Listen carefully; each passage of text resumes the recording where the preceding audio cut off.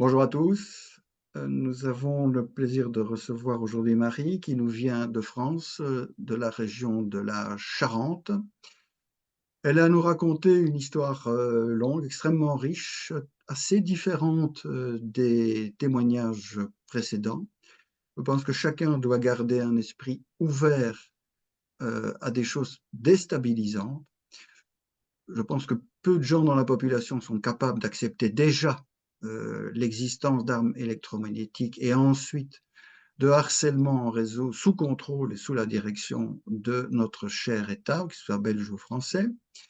Et donc, Marie va nous faire une première partie de sa vie, disons, qui se rapproche un peu de ce qui a déjà été dit par d'autres témoins. Mais elle va nous aborder de manière succincte pour une prochaine interview des phénomènes plus étranges encore et pour lesquels je demande vraiment à l'auditeur de rester les yeux et les oreilles ouverts.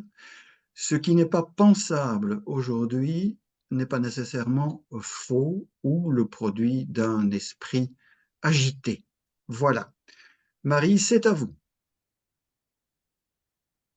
Donc, je me nomme Marie, je vis en Charente et, euh, et donc à plusieurs reprises, j'ai vécu des moments un peu où je me suis posé des questions sur le fait d'être effectivement ciblée. Euh, donc, j'ai eu un parcours d'abord médical, d'intoxication en métaux lourds, puis en 2009, d'une maladie de Lyme. Ensuite, en 2014, j'ai commencé à sentir les ondes. Et en 2019, les ondes me faisaient mal. Et c'est arrivé très brutalement, en fait. C'est arrivé du jour au lendemain, je ne pouvais plus dormir et je sentais les ondes, je sentais des sensations d'électrification, etc. Alors, par rapport à ce parcours de santé, parallèlement, donc moi j'ai travaillé dans une mairie en Charente en 2007 où j'ai vécu du harcèlement moral au travail. Et quand j'ai commencé à prendre ce poste, dès que je suis arrivée, j'ai appris que le commissaire de police s'était suicidé sur son lieu de travail. On avait appelé ça un suicide. Moi, j'ai pas eu vraiment d'éléments pour dire si c'était un suicide ou si c'était une mort d'une autre nature, mais ils appelaient ça un suicide. Le maire qui était le maire sortant, puisqu'on était en période préélectorale, c'est municipal, souhaitait lutter contre la pédocriminalité. Et moi, j'ai travaillé avec plusieurs des élus, donc j'étais un petit peu mise au courant de ces informations-là. Et ce maire a été remplacé par un concurrent l'année suivante. J'habitais dans une rue perpendiculaire à un temple franc-maçon.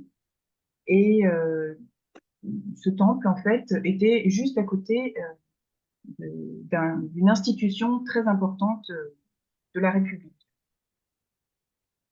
Quand je dis juste à côté, c'était juste en face. J'ai appris que le département de la Charente était le département avec la plus forte densité de francs-maçons. Et ça, je l'ai appris par la Charente Libre. Je crois que c'était en 2017 ou 2018. Euh, donc, c'est la Charente Libre qui l'annonçait officiellement en listant toute une liste de personnalités qui étaient francs-maçonnes. Chose exceptionnelle. Et je peux juste vous J'ai interrompre vécu. une petite seconde là-dessus. Donc, je confirme, après les exposés de Bernard Faye, que historiquement, donc c'est-à-dire depuis la fin du XVIIIe siècle, la Charente est un très haut lieu de très haute densité maçonnique. Voilà. Alors, par la suite, j'ai continué à vivre dans cette ville et j'ai vu le centre-ville se gangréner du trafic de drogue et je soupçonnais même de la prostitution juste en bas de chez moi. Et la police, visiblement, n'intervenait presque pas alors que j'appelais très, très souvent la police pour qu'ils fassent quelque chose. Je précise que j'ai habité en région parisienne et à Marseille, en plein centre-ville. Je n'ai jamais eu besoin d'appeler la police auparavant. Ensuite, en 2008, j'ai sur mon lieu de travail, donc une école primaire, on apprend de la part d'une petite fille qui a 7 ans que elle parle de bains qu'elle a vécu avec Monsieur Machin ou avec Oncle James, etc. Donc plusieurs messieurs les uns après les autres. Et l'équipe pédagogique fait un signalement, mais il ne se passe rien. Il ne se passe absolument rien, aucune enquête ni sociale, euh, la police ne se déplace même pas, il y a rien du tout. Il se passe rien.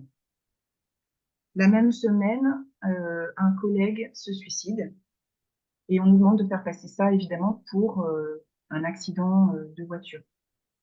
Oui, là aussi, je vous interromps encore une fois. Ce n'est pas une initiative, évidemment, du collège lui-même. C'est un collège qui a eu des ordres ou qui a secrété ses propres ordres d'étouffer l'affaire.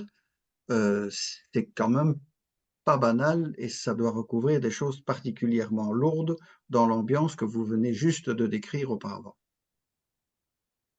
Tout à fait. Sachant que à la mairie de cette ville, quand moi j'ai vécu du harcèlement moral au travail par ma chef supérieure et puis euh, enfin, c'était tout quand il y a eu ce commissaire de police décédé, etc. Et c'était tous les services qui étaient dans un état de délabrement, comment dire, psychique, au sens tout le monde se tirait dans les pattes. Enfin, c'était vraiment une ambiance très très tendue. Et donc moi je fais le lien entre cette ambiance très tendue et le fait que ensuite on n'intervienne pas euh, pour faire la lumière sur quelqu'un qui dénonce des faits qui pourraient être pédocriminels. C'était parce que c'était dans des petites villes qui sont les unes à côté des autres. Un an avant ces faits, il y a eu aussi une fille dont je m'occupais, une jeune fille dont je m'occupais, qui a fait l'objet d'une tentative de kidnapping juste à la sortie de son école. Et donc là, c'était une voiture avec des vitres teintées quelqu'un a ouvert la fenêtre, a commencé à discuter avec cette petite fille et a essayé de l'empoigner par son cartable. Elle a eu la présence d'esprit de lâcher son cartable, enfin de vite sécher, enfin de retirer de son cartable et de courir chez elle. Mais elle a quand même vécu cette tentative de kidnapping. C'était sur une route principale d'une petite ville. Donc, c'était quelque chose d'assez choquant. Et donc, on a essayé de mettre en place des éléments pour protéger ensuite les enfants et ça effrayait aussi beaucoup les parents.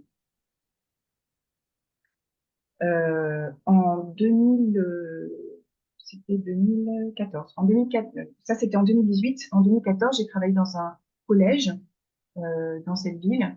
Et là, dans ce collège, avec plusieurs collègues auxiliaires de vie scolaire, nous avons fait une démarche auprès des prud'hommes parce que nous n'étions pas d'accord sur un certain nombre d'éléments concernant nos contrats de travail. Les prud'hommes, dans un premier temps, nous ont donné raison. Et effectivement, nous avons reçu des belles sommes. Donc, pour ma part, j'ai reçu pratiquement un petit peu plus de 14 000 euros. Euh, et donc, l'éducation nationale et ce collège ont fait appel. Et cet appel a fait en sorte que nous demande de récupérer ces sommes, de rembourser ces sommes. Euh,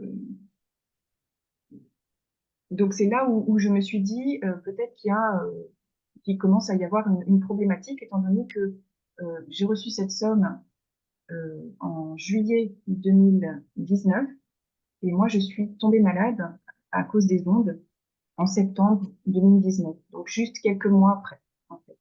Je vais vous interrompre encore une Sachant fois que, ici, c'est oui, deux petites réflexions. La première, des vitres teintées de la voiture. Il y a peu de gens, en tout cas en Belgique, qui ont des voitures avec des vitres teintées. Je pense que c'est même à la limite illégal de ne pas voir ce qu'il y a dedans, sauf exception et autorisation particulière. Ça veut dire, bon, bah, on cercle assez vite les barbouzes et autres arrière-boutiques de flics. On voit bien la très grosse ambiance pédo dans la région, la très grosse ambiance maçonnique. Tout ça est évidemment harmonieusement lié une fois de plus. Et on sent chez vous, de l'extérieur, le harassement électromagnétique, mais également le harassement social et la volonté délibérée. Bon, on fera un petit clin d'œil aux magistrats dont on sait bien pour la plupart comment c'est fait, de vous avoir ruiné et en même temps ruiné votre santé. Je trouve que les coïncidences ne sont pas des coïncidences. Maintenant, je vous rends la parole. Oui, c'est ce que je me dis en fait. C'est pour ça que je pense qu'effectivement, je, je peux être quelqu'un de ciblé. En fait. Je m'en rends compte parce que à plusieurs reprises, je me suis moi-même posé la question avant même de prendre connaissance de votre travail sur le fait de regrouper des témoignages de personnes électro-ciblées. Euh, Ce que je voulais dire aussi, c'est que dans le collège dans lequel je travaillais, j'ai effectivement appris que la directrice du collège faisait partie de la liste des francs-maçons qui étaient listée dans la Charente libre. Oh, comme c'est bizarre. C'était Chimène voilà, qui l'eût cru. un élément supplémentaire. Euh, Ce serait intéressant eh bien, d'ailleurs d'avoir aussi si la magistrate qui vous a, ou le magistrat qui vous a dézingué après les prud'hommes, fait aussi partie de la bande. Je vous rends la parole. ce serait un élément important effectivement à chercher. Je sais pas en fait ce qui manque à mon témoignage. Là, je crois que j'ai fait à peu près le tour. Mais Euh, oui, je me suis permise de poser la question à Donde Vamos sur les réseaux pédocriminels en Charente. Elle n'a pas d'éléments, la personne n'a pas d'éléments a priori sur la Charente. Donc, mais effectivement, elle avait l'air de dire que tous tous les éléments que je regroupais, comment dire, il y avait déjà une ambiance, quoi. oui, tout à fait, L'ambiance était là. tout à fait. Marie, alors maintenant, on va peut-être juste un peu faire le teasing de votre prochaine intervention, qui est assez décoiffante, à laquelle je crois personnellement. Mais tout d'abord, vous vivez seul? Vous avez un enfant, vous vivez seul? Oui, j'ai un enfant, je vis seule. Oui, ben, là aussi, ça fait partie des cibles recherchées par les crapules d'en face, c'est-à-dire une personnalité de préférence, une femme seule avec un enfant, parce que c'est vraiment la cible rêvée pour eux. Donc, ça aussi, c'est pas une coïncidence, selon moi. Euh, la question que je pose d'habitude, c'est avez-vous l'impression d'être attaqué euh, chez vous, au travail, dans vos déplacements? Alors, chez moi, aujourd'hui, non, parce que j'ai dû déménager. Mais à l'époque, c'est-à-dire en 2019, je ne pouvais plus vivre chez moi. Je ne pouvais plus, à cause de l'antenne qui était à 200 mètres de chez moi. Donc, il y avait cette antenne déjà, qui est une très, très grosse antenne. Et puis, il y avait les Wi-Fi des voisins aussi que je ne pouvais plus supporter, les smartphones que je ne pouvais plus supporter, les Wi-Fi sur mon lieu de travail que je ne pouvais plus supporter. Du jour au lendemain, je ne pouvais plus travailler. C'est ça. Je Disons ne ce qui pouvais est, plus oui, travailler. c'est ça. Excusez-moi de nouveau. Ce qui est intéressant pour nos auditeurs ici, c'est de voir la frontière floue qu'il y a entre un individu qui présente des signes sociaux, je vais dire, assez révélateurs et assez inquiétants en termes de harcèlement en réseau, mais pour lequel la notion d'agression électromagnétique directe se confond partiellement avec la notion d'électrosensibilité, et faire la différence entre les deux n'est pas évident. Je vous laisse la parole. Oui, pour moi, ce n'est pas évident, mais comme je le disais tout à l'heure, plusieurs fois dans mon expérience, je me suis posé la question, est-ce que je ne suis pas ciblée d'une façon ou d'une autre? Alors, soit peut-être par de la magie, noire, soit par tout simplement des intentions, des intentions qui peuvent aller jusqu'à des comportements. Le harcèlement moral au travail, c'était une intention. C'était pas, voilà. Il y a eu plusieurs comme ça éléments où je me suis dit, et en même temps, j'ai choisi de pas le prendre personnellement parce que je voulais pas le prendre personnellement. Je pense que j'étais à des endroits, peut-être à des, au mauvais moment, au mauvais endroit. Ou en tout cas, moi j'ai vu des choses et je peux en témoigner qui me perturbent et qui me font dire qu'effectivement il doit y avoir un réseau pédocriminel ou en tout cas un réseau fortement dégradant la vie sociale et la vie naturelle des êtres humains euh, dans le périmètre géographique sur lequel je vivais à l'époque. Voilà. me paraît tout à fait probable.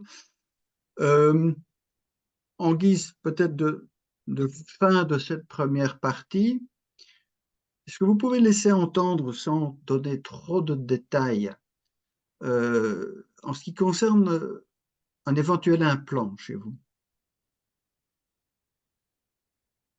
Alors moi, je pense qu'effectivement, j'en ai eu et j'en ai encore aujourd'hui. J'en ai eu plusieurs, notamment sur l'ovaire droit. Et je pense qu'aujourd'hui, j'en ai encore un au niveau du crâne et j'en ai eu certainement au niveau de la mâchoire, des dents. Déjà, Oui. on va peut-être laisser les auditeurs spectateurs avec ceci parce que la manière dont ces implants ont été réalisés chez vous est assez extraordinaire. Donc, euh, pour ne pas submerger d'informations les auditeurs spectateurs par des choses qui sont quand même très dérangeantes, très lourdes, nous allons peut-être en rester là. On résumera, si vous voulez bien, par le fait que vous êtes un individu ciblé, peut-être électrosensible, peut-être victime d'attaques électromagnétiques, probablement implanté, ce qui signe que ce n'est pas une simple électrosensibilité, très probablement, et qui tout ça se fait dans une ambiance maçonnico-satanico-pédocriminelle très lourde. Voilà. Je ne sais pas si vous voulez rajouter une toute petite chose pour introduisant le prochain entretien. Vous avez bien résumé la situation. Je pense que nous ne sommes pas que des êtres faits de chair et de sang, et nous sommes des êtres spirituels. En tant qu'êtres aussi spirituels, nous sommes des êtres énergétiques. Et du coup, nous sommes sensibles à beaucoup, beaucoup de, comment dire, de densité, de dimensions différentes. Voilà. Donc peut-être que ça peut introduire cette prochaine partie. Je pense que c'est une excellente introduction. Donc, on aura le plaisir de vous recevoir encore une fois, probablement en 2024. D'ici là, je vous souhaite de bonnes fêtes, on va dire ça comme ça. Euh, soyez sur vos gardes, sans tomber dans la parano dans laquelle on veut en général faire tomber les victimes. J'ai oublié de dire, et vous aussi, mais nous le redirons, que vous n'avez pas l'impression d'être victime d'un harcèlement de rue classique, en tout cas de théâtre de rue, que chez vous, il y a des caractéristiques assez particulières. Je vous remercie en tout cas de ce témoignage très intéressant, une fois de plus, et bon courage pour la suite et à bientôt. Merci à vous de m'avoir laissé cette parole. Et merci pour ce que vous faites pour les électrocidés. Merci à vous. Au Au revoir. revoir.